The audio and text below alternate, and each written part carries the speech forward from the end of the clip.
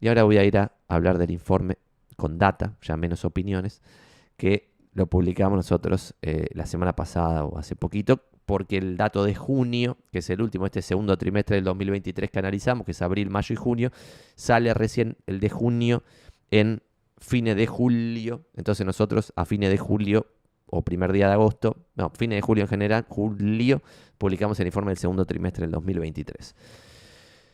Y acá vamos a primer data de este informe es si pueden o no pueden comprar las personas propiedades, lo muestro en pantalla, y lo que analizamos nosotros es los últimos 5 años del salario en Argentina, medido a través del RIPTE, pero ajustando los valores por inflación en dólares. Y acá lo interesante que se ve, esto, cuando nosotros empezamos a hacer el informe, que fue hace años ya, el gráfico se veía como una gráfico fulminante, pumba, baja 75-80% del salario y después recupera el 5%. Ahora el gráfico ya no es tan desmadrado en los últimos 5 años porque la baja culminó en el 2020 con la pandemia, la cuarentena y el desmadre, y ahí se tipo hizo flat. Entonces el salario ya no se sigue haciendo mierda en los últimos 3 años.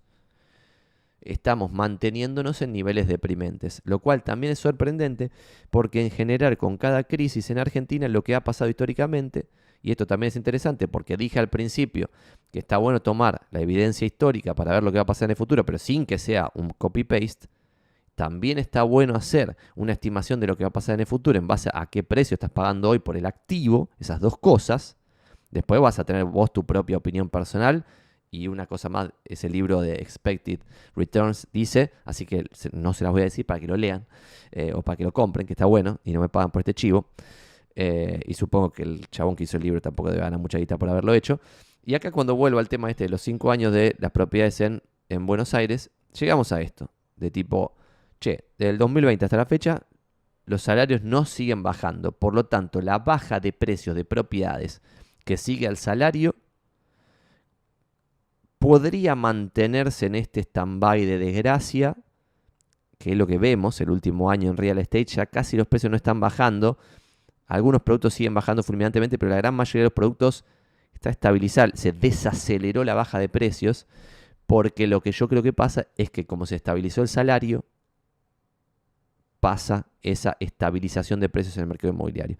Acá también es discutible, ¿por qué? Porque correlación no implica causalidad y por otro lado, que se muevan en tándem el salario y los precios de propiedades no quiere decir que el salario influya sobre el precio de propiedades, eso es lo que creo yo, pero no tengo evidencia para validarlo. ¿Por qué? Porque lo que me dice la otra parte del debate, que tiene mucho sentido, es, che Santi, pero vos estás viendo que los laburantes de a pie estén comprando propiedades o las están comprando comerciantes, empresarios, herederos. Y yo lo que veo con una red inmobiliaria y una inmobiliaria es que lo están comprando comerciantes, empresarios, herederos y algún que otro muy excepcional empleado en relación de dependencia que ha ahorrado. Sin embargo, eso tiene sentido, mucho sentido. Por otro lado, lo que yo veo es que el precio de las propiedades en general, hasta para el heredero, hasta para el comerciante, hasta para el empresario, se evalúa en base a este costo. O sea, el costo salarial para el empresario o el costo de oportunidad del heredero que ve en cantidad de sueldos el precio del departamento. Más allá de que lo tenga porque heredó en 200 lucas o lo que sea. Después, otro dato, segundo dato. O sea, primer dato es, el salario en Argentina se hizo mierda del 2017 al 2020, pero se mantiene en ese nivel deprimente del 2020 hasta el 2023. El crédito hipotecario es inexistente. Entonces esto, que es parte del semáforo que me piden en el chat, que sea inexistente es una muy mala noticia, pero sin embargo, como ya estamos pegados al cero en crédito hipotecario, esto es todo el país, del 2020 a la fecha, cualquier crédito hipotecario tímido que empiece a aparecer puede ser un deal breaker para el pequeño mercado que manejamos de tan solo 3.000 ventas por mes. Si empieza a haber 300 créditos hipotecarios, que sería la nada misma, somos 3 millones de porteños, 300 créditos hipotecarios despreciables por mes, sería 10% más de demanda y como dice el informe nuestro, nosotros tenemos validado por data del pasado, especialmente del 2010 al 2017, 18, 19, que cada crédito hipotecario otorgado ocasiona de 2 a 3 operaciones adicionales lo cual es muy loco. ¿Qué quiere decir esto? Que cuando vos metés 300 créditos hipotecarios al mercado, esos 300 van a generar 600 operaciones más o 900 operaciones más. Entonces, 300 créditos hipotecarios que se metan al mercado, que es la nada misma, repito, va a generar aproximadamente 1000 operaciones más en el mercado. Vas a pasar de 3000 ventas por mes a 4000 ventas por mes. Si metés 500, podés generar mínimo 1500 ventas más por mes. Pasarías a 4500 ventas por mes. Eso es un lindo número hasta ahí, porque había 6000, 7000 ventas por mes en el 2017 y ha habido en los 90 10000 ventas por mes. Entonces esta 3000 por mes no existe. Entonces de vuelta, crédito hipotecario, pésima noticia. 95% abajo de donde empieza este análisis de 5 años, pero va por arriba del 99% abajo del 2017, lo cual es una locura. Básicamente cero el crédito hipotecario. ¿Cuánto cuesta construir? No voy a hacerla larga. Nosotros lo que evaluamos acá, a diferencia del resto de los informes del mercado, no es cuánto sale hoy, como si se pudiese construir un edificio así en un instante chasqueando los dedos, lo cual no se puede. Esos son todos los informes que hay en el mercado, calculan el costo de construcción segundo a segundo. Nosotros lo que hicimos fue un Excel en base a varios desarrolladores que nos compartieron sus costos, de cómo se erogaba al correr de la obra, en 3 años por ejemplo, los gastos. Entonces, en base a ese Excel, sacamos cuánto saldría el de costo un departamento entregado en el día de la fecha. ¿Está bien? En el día de hoy. ¿Está bien? Entonces, ese es el número que está acá. Que no importa cómo está, si alguien lo quiere se lo paso, pero no importa demasiado cómo está calculado, si es 567 o 767 o 1567, sino lo que importa es que como se calcula todos los trimestres de la misma forma, y la fuente está acá, así que lo pueden hacer ustedes también solitos, lo que importa es la tendencia, que el costo de un departamento terminado en el tercer trimestre del 2018 era 881 y el costo de un departamento terminado en el segundo trimestre del 2023 es 767, no importa el número, sino que importa esto que estoy marcando en pantalla, que es 36% abajo. Cuando el costo baja, a mediano plazo, influye en que el precio baje. No porque importe en un solo edificio cuál es el costo de ese edificio. Eso también le cuesta mucho a muchos desarrolladores entender que si a vos te salió construir los $1.500 el metro porque sos ineficiente, pues hiciste muchas cosas mal, y el precio en $1.000 en ese barrio, porque lo construiste en Balvanera y Balvanera está detonado al sur de Avenida Corrientes, en consecuencia ese departamento residencial en Balvanera Sur se va a vender a $1.100 el metro cuando a vos te salió 1.500. Y a nadie le importa. Si a vos te salió 1.500 y querés sacarle 1.800 y nadie lo paga, listo, no lo vendés. Pero si lo querés vender, 1.100, 1.200, lo que sea. Entonces en el corto plazo no influye. Pero en el mediano plazo sí influye el costo. Porque cuando el costo baja, como ahora, genera que mucha gente se ponga a desarrollar, que es lo que yo veo en el mercado. Yo veo empresarios exitosos que se dedican a otra cosa y que empiezan a tener un morlaco y cuando el costo está mucho más bajo del precio, construyen. ¿Y qué genera eso? Que en el mediano plazo haya más oferta porque como el costo había bajado, se metió más gente a desarrollar. Ya sea que los mismos desarrolladores de siempre hacen más edificios o que se meten empresarios de otros rubros a desarrollar edificios porque ven la oportunidad de un margen muy alto. Eso después cambia cuando el costo sube. Por ejemplo, en el 2016, 2017 el costo estaba más alto, pero como los precios estaban delirantemente altos, igual el margen era delirante, entonces tenías muchas obras.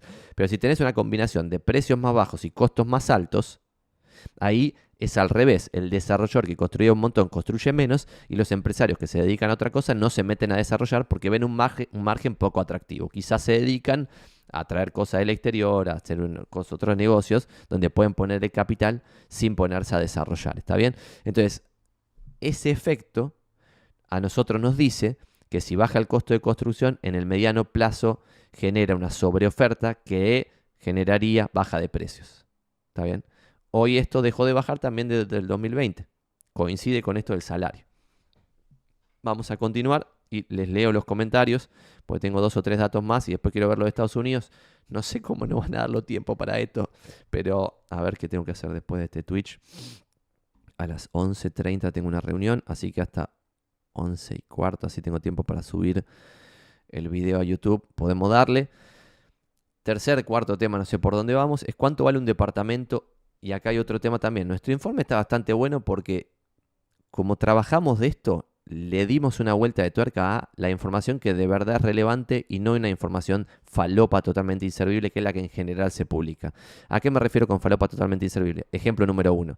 Hablar de valores de lista. Lo levanta La Nación, Clarín, Crónica, El Cronista, Ámbito. Todos los diarios levantan los informes que arman los portales inmobiliarios hablando de valores de lista. Yo entiendo que el portal inmobiliario solo tiene esa información para brindar como de valor, pero el diario debiera saber que si vos tenés un mercado con 130 y pico de mil propiedades en venta en Capital Federal y solo se venden 3.000 por mes, no podés sacar ninguna conclusión relevante, en absoluto ninguna, con los valores de lista. Tendrías que ver los precios de cierre, y los precios de cierre solo lo tienen las redes inmobiliarias. Y hay una red inmobiliaria que tiene por arriba el 15% de market share de Capital Federal, entonces debieran preguntarle a esa red, en vez de a los portales inmobiliarios, que esa red no somos nosotros, por si alguien se preguntaba. Por ahora somos el número 2 y estamos muy lejos, pero ya ser el número 2 está bastante digno. Bueno, ¿cuánto vale un departamento en la Ciudad Autónoma de Buenos Aires? Lo que hacemos nosotros para superar todos los sesgos que hay, porque otro sesgo que también mostramos en el informe es el efecto composición. Es, si yo te muestro, que en el informe lo mostramos, el precio promedio de Buenos Aires va a depender de si se venden monoambientes o departamentos gigantes, y va a depender de si se venden barrios caros o barrios baratos, y va a depender de si se venden productos premium o productos populares. Pero no va a querer decir de que si el precio promedio en Buenos Aires bajó 20%, eso quiere decir que un departamento en particular bajó 20% o que el metro cuadrado bajó 20%. No, va a tener efecto composición y ese dato es bastante inútil. Sin embargo, si vos, en base a precios de cierre verdaderos, tasás el mismo departamento constantemente, y nosotros, como esto lo empezamos a hacer antes de la pandemia, agarramos un departamento de 50 metros en Almagro sin balcón, que es la distribución óptima de un 3 ambientes, por lo tanto es un gran departamento, una gran unidad que siempre tiene demanda, pero sin balcón. En consecuencia, este departamento se vio muy castigado con la pandemia, quizás más castigado que el promedio de Buenos Aires, porque no tenía balcón, y cuando vino la pandemia, este departamento, que es el que ya habíamos tomado como ejemplo para tasar siempre el mismo, se vio quizá un poquito más castigado. Pero cuando ves el precio de esto, que es la línea negra, vemos que desde el tercer trimestre del 2018 a la fecha bajó 50% en dólares reales el precio de este departamento, ¿está bien? Y esto también es interesante porque mucha gente no lo interpreta, que es lo siguiente. No quiere decir que el departamento estaba a 138.000 valor de publicación. Y otra cosa interesante, esto es en valores de publicación, pero basado en base a precio de cierre. Es decir, si vos este departamento lo publicás hoy en $69.000, lo vas a vender con una negociación promedio del 5% y se va a cerrar hoy a ese precio. En Almagro 50 metros se va a cerrar a 65 o algo así, 66 o algo así, porque 69, 109 es el valor de lista de tasación profesionalmente hecha en base a precio de cierre. Volviendo un paso atrás. Cuando yo agarro este valor del tercer trimestre del 2018 de 138, no quiere decir que estaba publicado a ese valor nominalmente, sino quizás que este valor era 126 o algo así, pero cuando yo o menos, quizás 119 o algo así, y cuando yo le meto la inflación que hubo en dólares en estos 5 años, ese número se me va para arriba. Entonces, si yo actualizo este número en el próximo trimestre, y hubo más inflación todavía, me va a seguir subiendo. Entonces, si alguien ve los informes del pasado, puede llegar a decir erróneamente, che, pero qué gilada es esta, los números del pasado en el informe de inmobiliario le van cambiando. Y sí, van cambiando porque, como dicen acá, son números ajustados por inflación estadounidense, es decir, en dólares. Eso también es discutible si está bien calculado o no tomar la inflación estadounidense en vez de tomar algún índice local. No tomamos índices locales porque acá todas las variables macroeconómicas son totalmente desmadradas, descontroladas y una cosa inmanejable. En consecuencia serían siempre gráficos incomprensibles. ¿Por qué? Porque en un momento tenés, como ahora, más de 100% de inflación. Esto es, lo que pasa es que los argentinos ya estamos acostumbrados a un desmadre absoluto. Pero es una locura. En Estados Unidos, con 7% de inflación en dólares, estaban todos preocupadísimos porque la inflación era altísima. Cuando llegó a 9, casi prenden fuego todo. Y era 9 anual. 9 tenemos en un mes en Argentina. Entonces, guarda. Hay que ver que los números son relativos, pero lo que no va a cambiar son los números del salario. Se necesitaban 116 salarios en el 2018 y ahora 118. ¿Está bien? Y volvió a 116 en el 2022. ¿Está bien? Entonces, el peor momento fue en la cuarentena máximo. Pero ahora ya estamos en este desmadre que es históricamente alto. Pero para estos 5 años, es la media más o menos. La media inclusive está un poquito por arriba de los 5 años. ¿Cuántas propiedades se venden? Esto también es interesante, ver la demanda verdadera. La demanda pareciera ser que está rebotando de lo que vemos nosotros. Ya no estamos en números de cuarentena, de pandemia, de quilombo mayúsculo, sino que estamos en números esperables para un cepo cambiario. En los cepos anteriores, que no se ven en este gráfico, pero en los anteriores, también estabas aproximadamente en 3.000 y pico de propiedades vendidas por mes. Entonces estamos en esos números. Ya volvimos a lo que es esperable para un cepo cambiario. Si se levantase el cepo, se regularizase un poquito la situación macroeconómica, iríamos a los números esperables para no cepo cambiario, que en una época de no gloria serían 4.500, una cosa así, de ventas por mes, y en una época con un poquitito insignificante de crédito hipotecario ya serían 6.000 ventas por mes. Y en una época más levemente mejor, como fueron los 90 para el rubro inmobiliario, tendrías más o menos 10.000 ventas por mes. ¿Cuál es el precio de una propiedad? Lo que decíamos antes, ha bajado 41% con respecto al máximo del 2018. Sin embargo, esto tiene efecto composición. Es decir, como dice acá abajo, es un promedio de objetos con diferentes características como departamentos de distinto tamaño o en distinto barrio. Por ejemplo, lo que nosotros vimos ahora es que se está vendiendo muy, pero muy poco en los barrios del sur de la capital federal, por ejemplo, en La Boca, Soldati, etcétera, que se vendía un poquito más cuando había crédito hipotecario en el 2017-2018. Y lo que se vende en esos barrios se vende a precios totalmente increíbles, porque se imaginarán que si se pueden conseguir propiedades a 1.000 y moneditas el metro, o de vuelta, casos muy puntuales, a menos de $1.000 el metro en Recoleta, ¿quién va a comprar a $1.000 el metro en Soldati? Sin despreciar a Soldati, solamente por comparación. En consecuencia tiene que estar a menos. Y cuando vemos cierre de 3-4 ambientes en torres gigantes de Soldati, vemos que se están cerrando a $350 el metro, lo cual es una locura. Pero bueno, es entendible por el contexto, todo, es una locura total. Entonces, bueno, este precio promedio y elaborado por nosotros en base a los datos del Colegio de Escribanos, pero esto no es valor de escrituración, tiene en cuenta una estimación de precio de cierre verdadero, bajó de 200 y pico a 126. ¿Está bien? Esto es muy importante para el corredor inmobiliario que se dedica a esto.